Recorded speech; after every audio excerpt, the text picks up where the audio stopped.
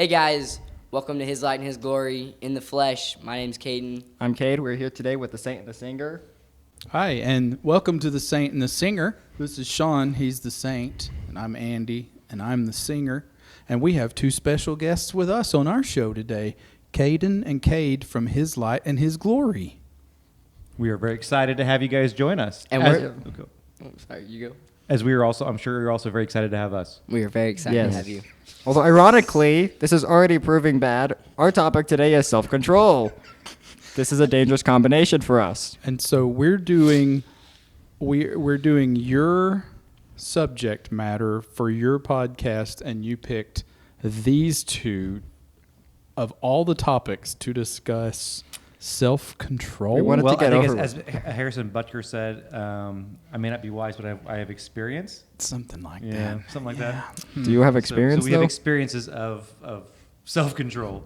The lax or thereof. actually really has experience of not having self-control. I've seen people use self-control. Yeah, I have. It was pretty impressive when they did it. Yeah. All right, guys. So this is the final episode for season 1 of His Light and His Glory. Might have a special episode bouncing around, but hopefully we're hoping to take our podcast to YouTube, so you'll see more of This is our trial run. trial run, kind of, yeah. So, as always, our theme verse through our Fruits of the Spirit study is Galatians 5:22 and 23. But the Holy Spirit produces this kind of fruit in our lives: love, joy, peace, patience, kindness, goodness, faithfulness, gentleness, and self-control.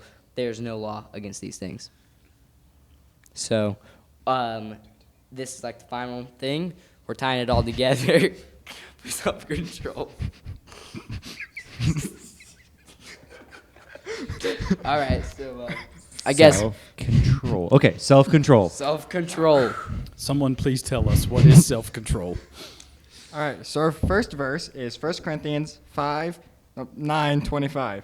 All athletes are disciplined in their training. They do it to win a prize that will fade away, but we do it for an eternal prize. What about athletes at speed with their Maseratis and Lamborghinis and getting wrecks?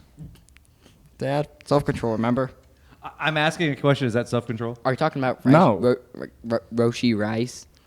Oh, he has no self-control. I'm not mentioning people, but yes. Oh, sorry, guys. I'm a Chiefs fan, so I'm not. Why do I have to be the embodiment of self-control here? This is a dangerous time.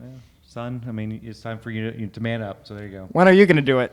Well, I'm going to teach you by how not to do it. I would just like to mention So you should man up. these two, that this is a father and son right here. So, I'll claim him most days. He's illegitimate. yeah. And Cade's my buddy. He's my illegitimate father. Okay. Wow. I'm not sure how that works, but okay.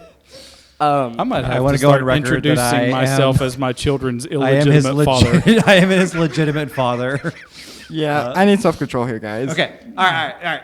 Back to Break the it down verse. to self-control. Yes. Okay. So the idea of athletes having self-control. What kind of self-control is he referring to in this situation that an athlete portrays? I mean, I would say almost a discipline. Okay. Waking up every morning, lifting weights, running, eating the right food. All the stuff I do. Yeah. As Andy, you can lying is a see. sin. I do 7 push-ups a week. Yeah. That many? Yeah, I'm very disciplined. Okay, so then to portray that, and what is Paul referring to in our own life? He's using this as an analogy. An athlete gets up and is self-disciplined, shows self-control. What does that mean for you and I, and for our listeners? Well, we should go through our normal faith regiment, as in we should pray, we should read our Bible, we should have daily quiet time. What does that mean? Daily quiet time. Time where you sit back, you push away the world, so the world is not coming in as noise, and then you use that to listen to what God is trying to say to you. Okay. And usually that includes delving into your Bible. Sure. So I just need to pull up my U-verse and do my one Bible verse a day, and I pray for my meal, and I turn off the headphones and the ear, unplug for 5 minutes and I'm good. I mean, That's the undisciplined way to do it, but sure. I think I'm going to step out here. I've said this a lot, Cade. If I go over the edge, pull me back. If you're content with a very basic relationship with God, I mean, then yes. But if you're wanting to really learn who God is, then you need to be diving into your word, diving into God, really finding out who he is, putting in, 100% effort, the same effort you'd put into something, like playing a sport, which truthfully will only have bearing in this life. If you put that much effort into it, spending, an hour a day lifting weights or whatever into God, your relationship with him, you're going to see leaps and bounds. Sure. I feel like we should all take a step back here and explain what is self-control and why is it a fruit of the Spirit. So, Kaiden, you want to explain what self-control is? Cade, you want to explain what self-control is? Not really? It's Controlling yourself. That was good.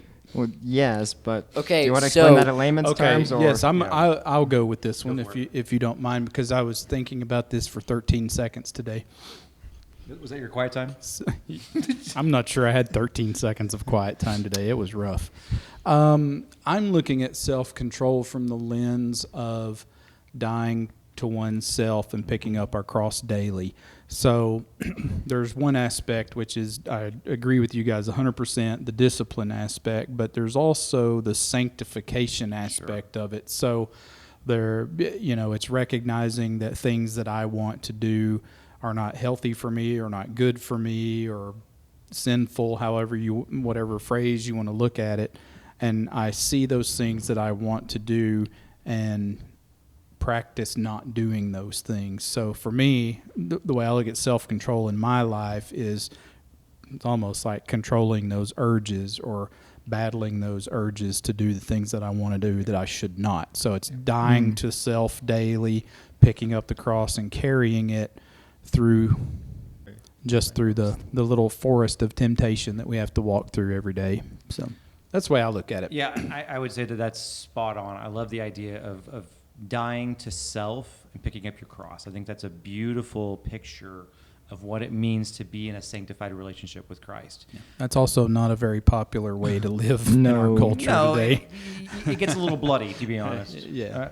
Go back and read your first verse of the Galatians fruit of the Spirit verse for me, would you?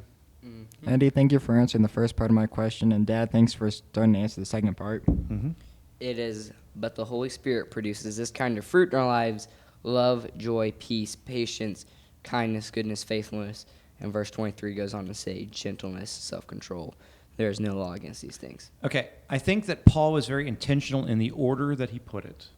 Mm-hmm. And here's the thing, what I mean by it is it is a pyramid. It's a stair step. You can't have joy Yeah. without love. Mm-hmm. You have to understand the love that you have from God before you can understand true joy. Joy is not happiness in the moment. Would you say that's the base of the pyramid then? Love is the base. Love is the base. Okay. Step 2 then is joy. To have peace, to understand love, joy, peace, you have to understand what joy means to have in all circumstances. Yeah. That's So what we to talked have about a joy lot. even at the death of a loved one. Yeah. Now you can begin to understand peace, love, joy, peace, patience. Now, if I understand peace in my spirit and I'm stuck in traffic, and the Yahoo in front of me is going 10 miles under the speed limit, but if I understand peace, I also will then begin to show patience towards the goober that doesn't know where the right pedal is. Okay? So love, joy, peace, patience. We're up to the fourth level. Love, joy, peace, patience, kindness. Once I am experiencing peace and patience, if I'm showing patience to people that irritate me, I know my son. I then start understanding kindness. Love, joy, peace, patience, kindness, goodness. Yep. Yes, All very right. similar So to once kindness. you're goodness, faithfulness, gentleness, and self-control. It's hard to go slow. I usually do so quickly. Yeah, it's because you're singing the I- children's song in your I head. have it in my head. Yes. We So all have it in our head once now, you Andy, thank you. experience kindness, so goodness is long-term kindness. All right. So one event of kindness is I stop and I help somebody on the side of the road. Goodness is the pattern of kindness. All right. Faithfulness comes out of goodness because now you start recognizing how God is over all of this, and you start trusting Him more and more because of His goodness first, and then out of your goodness. And then gentleness comes out of faithfulness because now you start to recognize where your power comes from. All right, gentleness is not weak and meek. Gentleness is understanding that your power in, God. and also the next one is control. So see, the gentleness leads directly into self-control. So I think that there's a very intentional stair step of that, it goes all the way up to self-control. So to understand self-control, you have to understand all of the previous fruits of the Spirit innately, because that's how you gain self-control. This is exactly why we left this episode for last. Because we knew that this stair step, and if we did self-control first, nothing else would make sense. Pretty much. Yep. Yeah.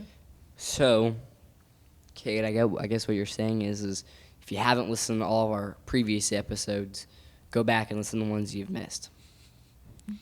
Yes, Shameless in order plug to over there. understand this podcast, you must watch or listen to all the others.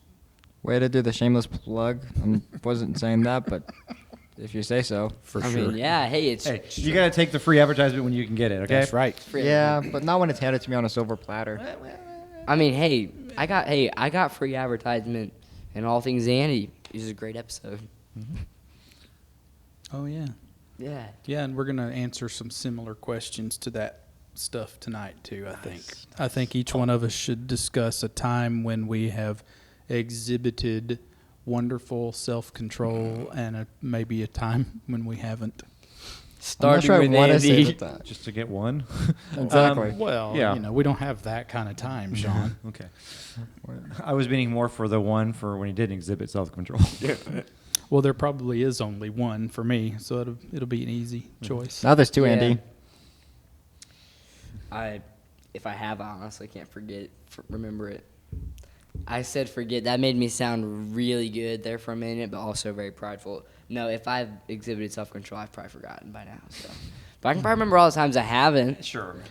Here's a time when you should have exhibited self-control when I said, hey, don't jump over the pickleball net, and then you jumped over the pickleball net and broke your elbow. So I would like to say, one, I do remember you guys saying that. Mm-hmm. Two, the net didn't look like it was moving, but which totally It negates began the to don't move jump immediately over as the a jump. pickleball net.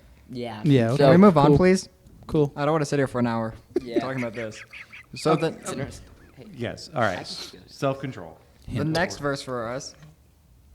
Kate, I get to read one because you skipped one. Proverbs 25:28. This is going to be fun They're to edit. fighting over who gets to read the Bible. That I never love it. happens in youth group. Yeah, it really does. Here's me raising my hand to edit this later, right here. All right, so I think Keep it in. It's more fun. So- director's cut. No. all right, here we go. I'm sorry. Go ahead. So, restarting. All right, our next verse is Proverbs 25:28. A person without self-control is like a city that is broken down and without walls. Agreed. Why did you pick the one that would have made best sense for the end and do it in the beginning? No, I think it's okay. It doesn't matter. Okay, so let's break it down. Why is it an uncontrolled man like a city without walls? Because there is no defense against the outside. Okay, so there's part of this defense, No boundaries. no boundaries. Yeah. I would say also it allows anything to come into the city. That's what I said about defense from things outside. Okay, you're coming saying in. in a defense, but I'm saying even for things that may not be look bad at face value, Yeah. but really can be insidious, and kind of along with those no boundary, And so yeah, I mean, to have no walls, not to get political here, it does cause problems though for a city, especially when we're talking about in the culture that they were talking about. The city wall was what kind of identified the city. Yep. It said, here is where the boundary of our city ends. Yeah. Okay. Read the entire book of Nehemiah. It explains why Sure. walls are important for cities. Yeah. Very. Absolutely. Great book. One of my favorites, Old Testament books. Love it. But yeah, so an uncontrolled gentleman, part of that I think of is also he's allowing all kinds of influence, but he's also impatient. He's also, using his tongue incorrectly. He's sexually, allowing things that he shouldn't be doing. All of that comes into play, and it's really destructive. Yeah. It I brings the would, downfall. You keep using the word man. It's just a person in general. Because women have the same. Yes, I'm talking And about man also- as in like mankind. Okay, because you kept saying gentleman specifically. Okay, not just men. It's women and men. I think men gotta are be all more inclusive, Dad. oftentimes thought of as not expressing self-control. I can agree. I mean, I think YouTube would agree with that. Yeah. I think a lot of people would agree with that, I'm including just saying. both of your wives. If you watch the TikTok videos of the guys doing stupid stuff or the girls doing stupid stuff, there's a larger percentage of the guys doing stupid stuff. Have you seen those dance videos though? It's mostly the women. It's because the girls doing stupid stuff always gets canceled to make the guys look bad. That too. Okay. But yeah. Way to get political, guys. Yep.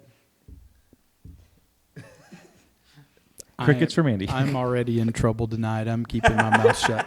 Why are you in trouble tonight, Andy? Yeah. Do we really want to talk about this right now? We do not. Nope. No, So okay. that's exactly what I thought. Cade, next verse. Okay. Our next verse is 1 Corinthians 10:13. The temptations in your life are no different from what others experience, and God is faithful. He will not allow the temptation to be more than you can stand. When you are tempted, he will show you a way so that you can endure. Dad, you really don't want to talk about this, do Okay. you? Well, but okay. So self-control, how that relates to self-control is part of your discipline you were talking about earlier, and discernment comes from that, and realizing that you are in a position that you shouldn't be, and then and it continues in knowing, okay, so now that I'm in a situation I shouldn't be, or I'm approaching a situation I shouldn't be in, now I have the tools to say, not going to do that today. So there's the discipline aspect of self-control involved in there, and then there's also the discernment, and maybe even some experience of looking back on times when you have not exactly exhibited self-control and it went bad for you. So there's a couple of different ways to really look at that one. Yeah, I think with the kind of concept of temptation, first off, temptation is not the sin. Temptation leads to desire, desire leads to sin. So the earlier that you short circuit the process, Yeah. and as you're talking about showing self-control, the easier it is to get out of it. Yep. Yeah. Here's the thing, though. This verse can kind of get taken out of context a lot of times, and I think we have to be careful. It doesn't mean that Yes. you're going to be, that God's not going to give you more than you can handle. There's a caveat there. There's not more that you can handle with God. With him In your Yeah. own strength, oh yeah, temptation can absolutely overwhelm you. all day Yeah. long. In your own strength, you have no self-control, though. I would argue that that's specifically correct. You have to understand that that the temptation can be overwhelming without God. Yeah. Now, does He give you a way out? Absolutely. Oftentimes, the way out is simply turning towards Him. Yeah. Turning towards His light and His glory. Yeah. You like that? Yeah. Look at that. Yeah. With this Then whole- you'll become a saint or a singer. Neither of us can sing. And I know Cade And can or. sing. He's my son. And Caden has my Word. voice. He can't sing either. Hey. No offense, Caden. Do you want to have a singer? No, I'm kidding. nuts, But please, hey, no. I might not be a singer, but I can play the piano, so I can play music a little bit. But I can play the radio I really can play well. Spotify. Yeah. We got totally off track here. We did. And we? That's because we have no self-control. Yeah. yeah, so but back to what Pastor Sean was saying about temptation, yeah, you're gonna be tempted. And on your own strength you could be completely overran and overwhelmed. But with God, then you can fight it. I got a funny story about temptation. Okay? So when I was a kid, my church had a fall festival, fall party or whatever, and it was you could come dressed as something in the Bible. These two little girls, they were twins, came to the party and they were dressed as M&Ms. And so someone asked them, said, well, where are you in the Bible? And they both said, as it's the cutest thing ever, we're temptation.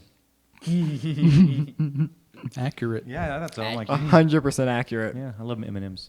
Yeah, I don't know where that was going. I just thought it was a funny story. Well, So. guys, That's so actually it kinda- talks about not being able to fight temptation. Remember, God's light shines best through a cracked pot. None of us are perfect at fighting the temptation on our own. We have all fallen at one point. But like it says, He gives us a way out, and He shows us a way that we can endure. sometimes that way out is putting your phone up, Yeah. or changing the music that you're listening to, or stepping away from the friends that you're hanging out with. Mm-hmm. That's an important aspect, is that you have to reevaluate, and like when there's a pattern to temptation.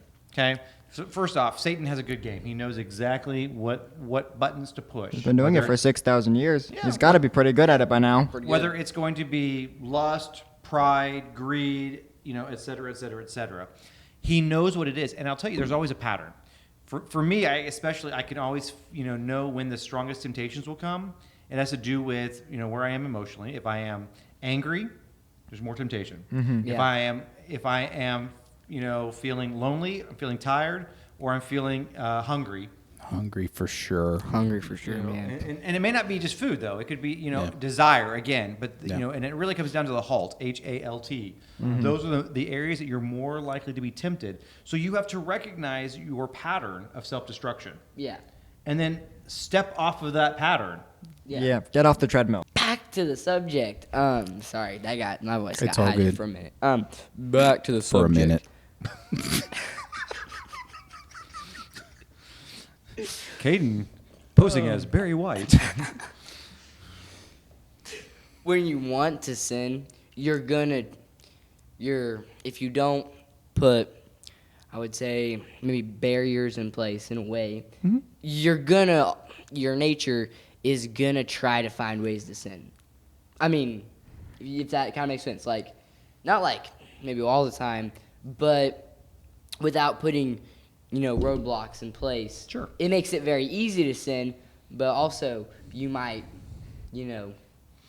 without maybe certain roadblocks, you might look for ways Yeah, to if sin you find or your- open doors to Yeah. make it easier. Like you were saying, taking your phone in the bathroom. Well, don't take your phone in the bathroom. You cut off that line of sin. Yeah. Or it could be anything. I mean, I just use that as an example. It could simply Yeah. be, if I hang out with certain friends, my language tends to drop. Yeah. And I drop more. Or it could be that if I'm hanging out with these group, I'm more likely to drink, or I'm more likely to Listen to our friendship Yeah. episode, guys. It's really good and kind of it talks on this. Really good. Well, the phrase is, if you lie down with dogs, you're going to get fleas. There's a lot of truth to that. Well, and I've been kind of on this journey for the last few years of like, it's not really self-control, but it's more like self-discovery. So I find that it helps when I'm faced with temptation to stop and take a real honest look at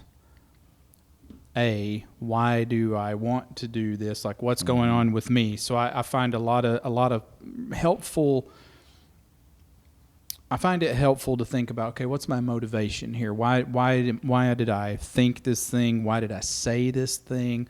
Why am I doing this? And then from that, you can take a look at, okay, what are the consequences if I act this out? So so self-reflection. So that can be part of your discipline as well in your quiet time is really taking a hard look at me.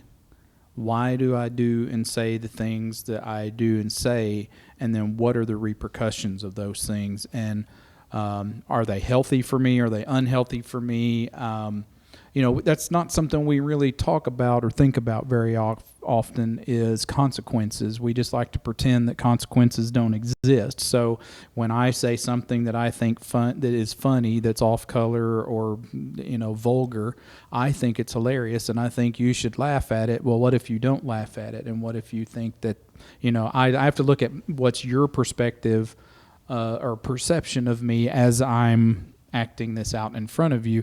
And if you don't think that's very funny, then obviously you think something very bad about me. So then I learn from that piece that I need to that this is something that I need to work on. So you can always do a lot of self-reflection in your quiet time and think about times during the day that I really screwed that up. Why did I do that? What was I thinking? And for me, if I'm honest, the majority of my temptation results from trying to make people laugh because that's the fuel that I typically run on is making people think I'm the funniest person in the room, which is great until you cross a line. and understanding that about yourself is very important because it will help you to avoid temptation in the future, which thus translates into eventually building that self-control muscle, which, mine's pretty feeble. Fear? No, it's right here. I feel like that's a lack of Man, you self-control. can look and see how much No, I think self-control not. I have. So, Put those water guns away. No kidding. so I think that's a really Yeah. that's a really important aspect of our faith journey, though, and our sanctification is understanding exactly why we do these things and the situations that we get into that go from, oh, that was a harmless little joke to that was severely offensive, and it's very easily to go from one to the other without even noticing it. Absolutely. Well, and I think too, praying, learning how to combat that temptation. So when it arises, if you're, like you start to feel that maybe that temptation, that desire or whatever, to then know how to counter that, whether it's reading God's word, listening to praise and worship, or, just pray, learn what that is to then counter that, to help fight that off. Yep, and when to remove yourself from a situation or a friend group. Yeah. That's also very important Equally. to know. As a wise guy once told me, you better build an arsenal. Build an arsenal of scriptures, so that way you can fight the temptation. Depending on what it is, you can have different scriptures. This here was the wise guy. I'm glad you listened. So, Go ahead. okay, our next verse is Timothy 1, First Timothy, I didn't see that too there. 2 Timothy 1:7. For God has not given us a spirit of fear and timidity, but of power, love, and self-discipline. So I think sometimes maybe the first half of this verse is overquoted or overused maybe in a way. It's just everybody just goes like, oh, God's not giving us a spirit of fear, but then they don't follow up with, but of power, love, and self-control. I don't know. I feel like the whole Self-discipline. verse is kind of overquoted sometimes. little bit. But But it's an important verse. how many people actually live by that verse? Yeah. Want to see raise of hands? That's what I thought. Not it. None I of- think, yes, fear does lead to out of control, because what you're doing is you're allowing your perceptions, your thoughts, the lies, to trump the fact that you think that God is in control. Yeah. If you really truly believe that God is in control of your life and the events around you, yeah, I'm not gonna say that crap won't hit the fan at some point, because it will. But Jesus said that also. But the truth is that even when the everyone is against you, God is still for you. You don't have to feel fear at that point. Yeah. Yeah. So that's Yeah, where the that real self-control problem comes with from. fear is it's like the ultimate motivator. And I think that's just wired into us in general. And it's a thing we have to learn to fight. And that's another thing that, going back to the self-reflection I was discussing, you can use it there too. And I can look at times in my life where I have been living in fear, and I've taken the time to assess my life up into today. So let's say today I'm living in a very fearful environment inside myself. Well, I can go, well, okay, so I'm like approaching 47 years old, and I can think of all of these times in my life that I thought at that moment that my life was over, either physically, mentally, emotionally, spiritually, whatever you want to do. And God has brought me through each one of these situations and made me stronger and better over time. So you can assess that situation and also learn to live without fear, or to live with less fear. I don't know that we ever get really away from living without fear, because I think it is hardwired in us for survival, and I think it's a huge motivator in most of the things that we do. But I think we can learn to See, maybe Andy, address it and reduce I was it. just about to say, I'm not sure the emotion of fear is 100% a bad thing, because we were made with it originally as a self-defense tactic Okay. to not do the things that are just going to get us hurt for no reason. Okay, so here's the thing, though. A spirit of fear Right. and having fear of a fire is two different things. Yes, Right. yeah. A Most spirit people of mix fear the two up. is living with like everything's out to get me and Yeah. everything's going to kill me, You're- and I don't trust God enough to pull me Right. through. So your anxiety, your disorders, your phobia disorders, Right. that is a symptom of a spirit of fear out of control. Yep. Okay, so there is a difference. So a healthy fear: this snake can bite you. You probably shouldn't pick him up. Okay, that's a healthy fear. That's for survival's sake. If you okay? jump off this cliff, it's going to hurt. I think the most. A Depends on how you lot. land. I think the most relatable one is if you jump the pickleball net, you could hurt your elbow. No, that's Fracture just your you. elbow. That's Fear also the pickleball net. that's also very specific. Yeah. It's almost like a life experience for Caden. Yeah. Hint, hint. One that He's you'll the never one let I go- spoke we'll never about. let him go of. Hint, hint. The broken elbow on All Things Andy was me. Yeah. That one's gonna go on my Youth Group Chronicles Youth Group list. Chronicles list, I think. Yeah, that was a lack of self-control on both of your parts, really. I If was you Hey, think just about looking it. up I and was gonna down. submit that to Youth Group Chronicles, but we both should do it. So maybe it'll I like actually it. have a better one for Youth Group Chronicles. What's your better one for Youth Group Chronicles? Fireworks. Oh, I really that feel, was I awful. feel like that story has a lack of self-control, or maybe I actually It was I did a just the lot. fireworks fell over. there was a Oh, lot they of flew- prep they that flew went out of the into I that. did side. a lot of prep to make sure. I mean, it wasn't like I was just willy nilly here. so. Just, You did exude self-control. They It's just that- shot out of the side of the thing and the- hit it. Oh, There was a that's different. failure. There was a failure firework in the failure. equipment. Yeah. I've had those happen where they blow up in the tube. Scary. So yeah, a spirit of fear though is it goes on and on and on. Right. It's constant. It is, and that is definitely the opposite of self control because the reality is when we have self control, we recognize who is in control. And I like to tell students, the only thing that I can control is what? Your own actions. Myself. I can't control whether Andy likes me or whether you listen to me or whatever. I can't control the weather. I can't control, whether I'm going the other person's going to respect the red light as I come across it or whatever. All I can do is control myself. Yeah. And I recognize who is in control of my life, and that's God.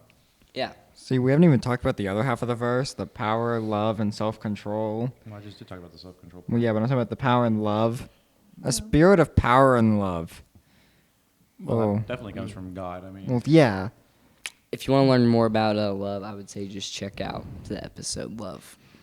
Or we're just going to have shameless plugs the entire time, Caden? Yes, we literally have like how many ever? I don't know how many. please go back and listen to podcast 1, 2, 3, 4. Skip 5. That one's pretty bad. 6, 7. Yeah.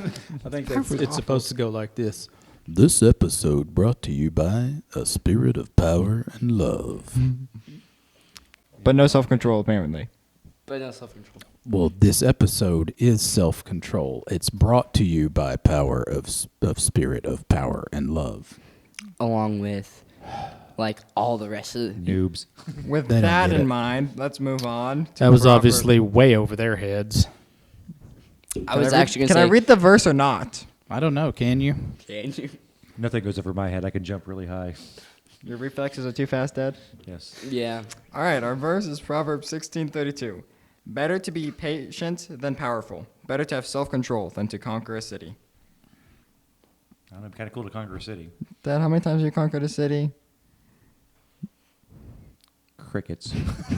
Andy, how about you? Have you ever conquered a city? I'm working on it right now. World domination's next. You got to go city, county, state, country, then world. You can skip all Does the rest of them. Civilization 4 count? Because I played a lot of Civilization 4 and 3. No, I didn't. I never played How about that. Age of Empires? I did play some Age of Empires. Empires. I took over a lot of cities in Age of Empires. I was more of a Warcraft guy. I like Warcraft. How about StarCraft? Did you ever play that one? Love I love StarCraft. StarCraft. You know, I'm more of a farming simulator guy. I'm an RPG player, so we are very different in play style, guys. Candy Crush. Well, now that you mention it. No, I also like to play Risk on the Switch. Okay. All right. So We'll give you I do dominate worlds. They have Risk on the Switch? Yeah, it's really fun. Okay. Wow. All right, Sorry, guys. my bad. We are so off of context. Thanks. See, Lack this is of what happens when self-control. you get all of us together in a room. So No self-control. the only examples for what not to do for this verse are really, really bad. Dad, can you think of a better one than what I'm thinking of right now? I'm mostly thinking of World War II. You got a little less full on. I For the think la- for World War what? II is a fine example. Yeah, I mean, I just don't want to say. I'm not talking about it that much, though. okay.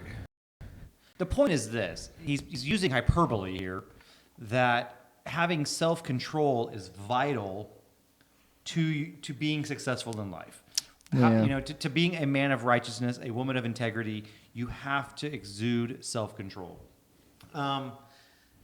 So he's using it. He's waxing poetic here. All right. Okay. He's not really saying that self-control is better than conquering a city. Because let's be honest. If you're trying to take over a city or whatever, it's probably pretty cool. There's lots of celebration that goes on and things like that. But if you're uncontrolled, even if you take the city, it's not going to help you at all, because you're still going to destroy the city by your actions. Okay, but a control taking over that city, you can then turn around and utilize that city for good. Bring the people under your rule and things like that. So again, he's waxing poetic here. All right. Okay. So you can talk about World War II if you want, but I think you can just also talk about this in a poetic sense. I was just talking about as an example. Yeah, I'm just saying. I think just the truth is just have self. A lot of Proverbs is kind of an analogy in a way, and so a lot of it's poetics. The analogy is in a very literal sense. So.